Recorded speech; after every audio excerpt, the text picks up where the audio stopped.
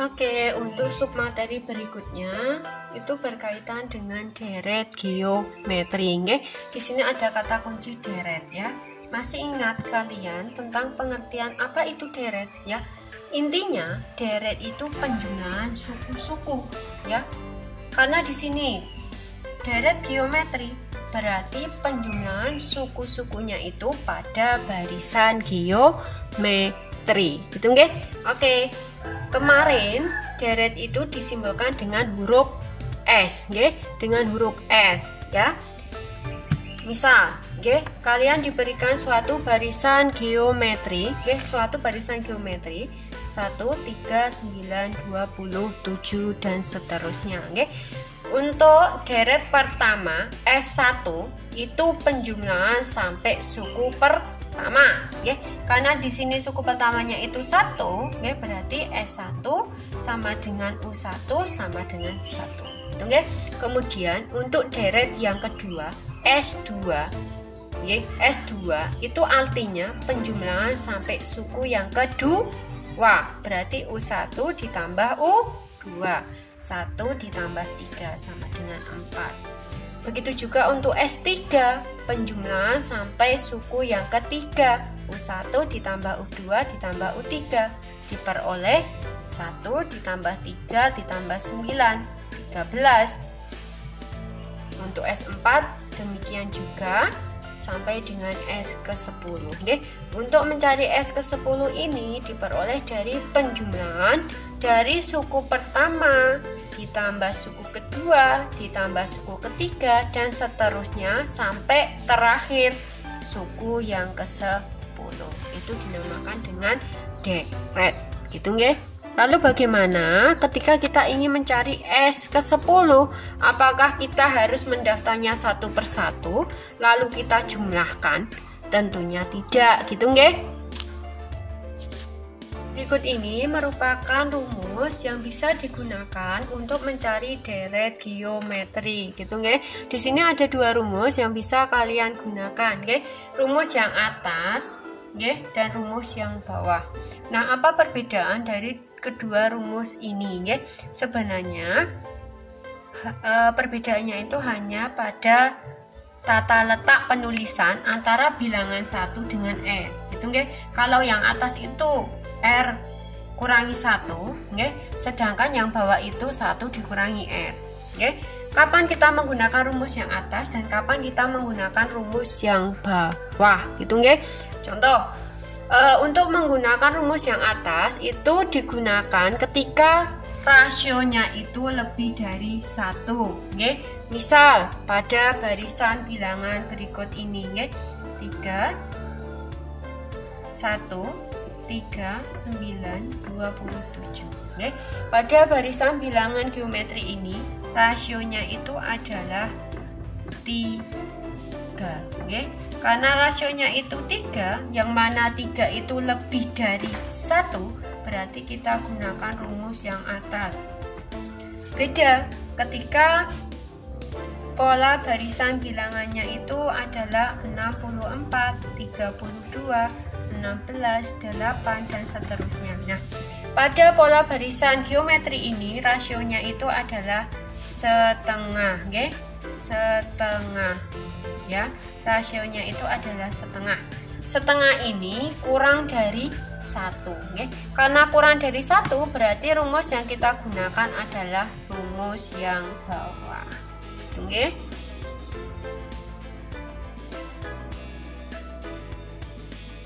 Oke, kita latihan menerapkan rumus tentang deret geometri, nggih. Contoh soalnya, kalian diberikan suatu barisan geometri 1, 3, 9, 27, nggih. Seperti yang telah kalian cermati dari penjelasan awal sampai akhir bahwa barisan ini memiliki rasio sama dengan 3, nggih. Karena ini memiliki rasio sama dengan 3, berarti ketika ditanyakan deret, nggih, kita gunakan rumus yang atas, rumus pertama, karena rasionya itu lebih dari 1, gitu nggih. Bagaimana untuk mencari S ke-10, nggih? Kita gunakan rumus Sn sama dengan U1 dikali R pangkat N dikurangi 1, okay, dibagi R dikurangi 1, okay. Karena di sini yang ditanyakan itu S ke 10, berarti N-nya itu sama dengan 10. S10 sama dengan U1 dikali R pangkat 10 dikurangi 1, kurangi 1 dibagi R dikurangi 1. Nah, karena di sini suku pertamanya sudah ada, suku pertamanya itu adalah 1, tinggal kita masukkan, berarti 1 dikali ya R pangkat 10, rasionya di sini adalah 3, berarti 3 dipangkatkan 10 dikurangi 1 ya per 3 dikurangi 1. Hitung ya. Oke, kita lakukan operasi hitung. 1 dikali 3 pangkat 10 dikurangi 1, okay? Semua bilangan jika dikalikan 1 hasilnya bilangan itu sendiri. Berarti 3 pangkat 10 dikurangi 1 dibagi 3 kurangi 1, yaitu sama dengan 2. Oke, 3 pangkat 10, okay? 3 dipangkatkan 10 itu merupakan perkalian 3 kali 3 kali 3 kali 3 dan seterusnya sampai 10 kali, okay?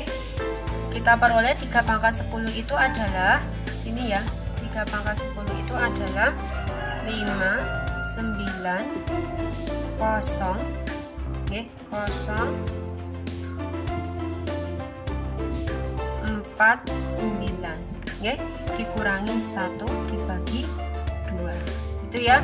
Oke, 59049 dikurangi 1 ya, diperoleh 59048 dibagi 2 ya, sehingga hasilnya adalah 29524 ya, 29524 itu ya.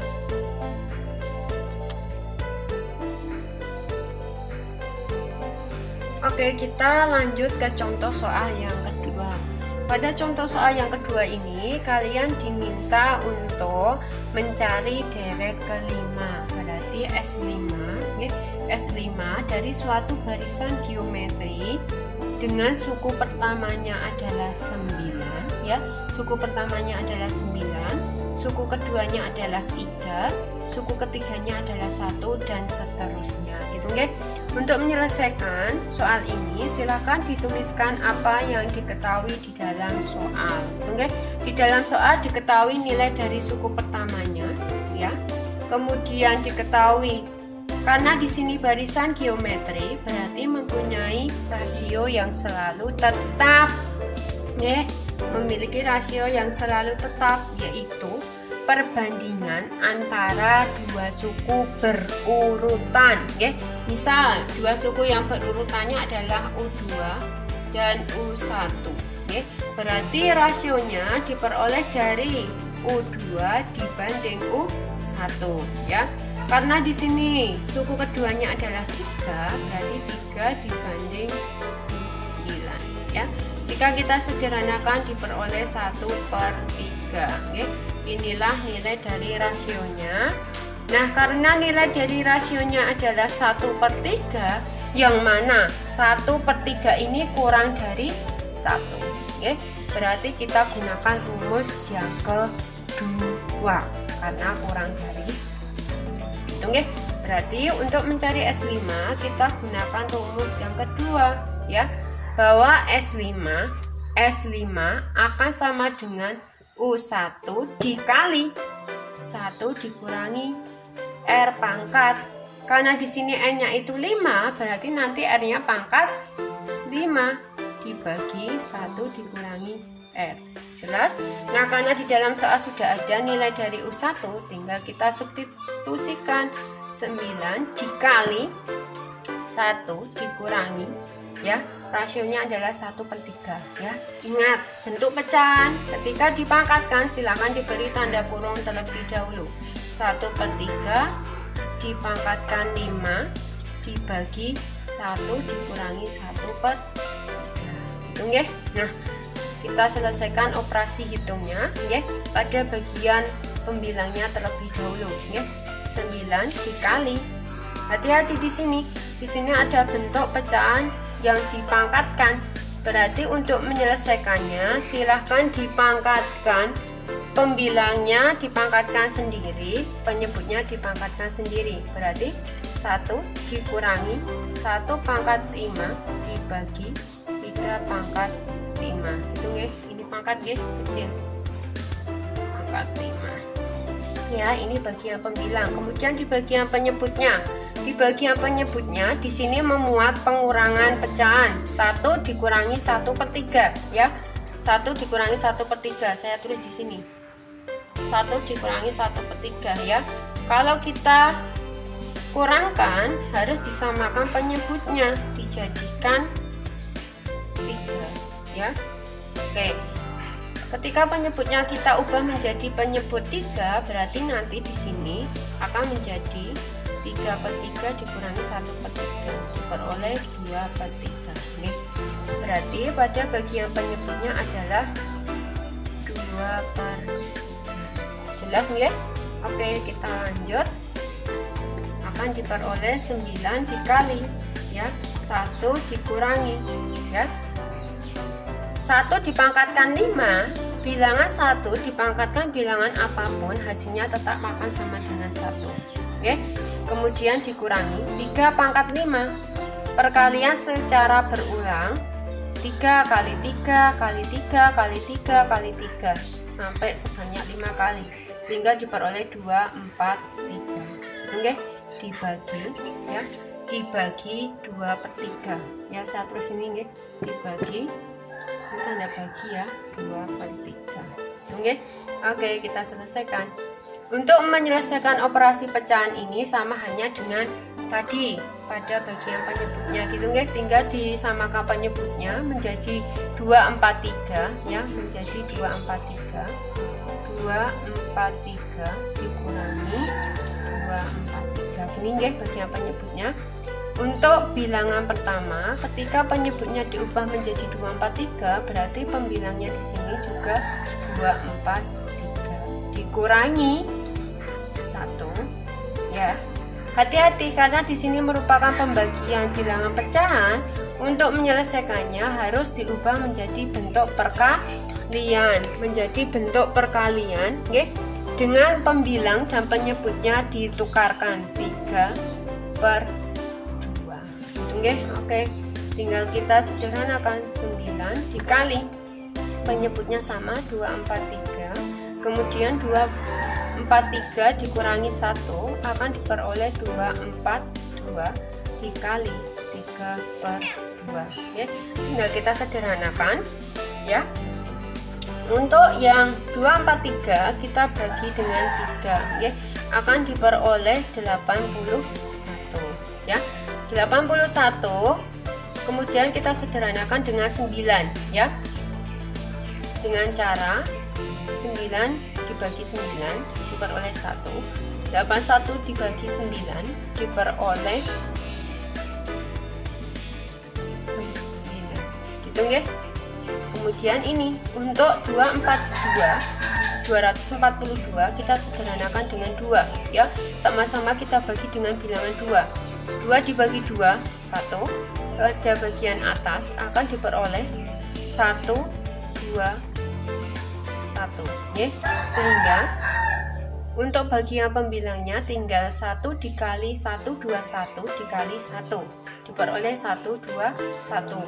Pada bagian penyebutnya tinggal angka 9 ya, sehingga diperoleh bahwa penjumlahan sampai suku yang kelima adalah 121/9.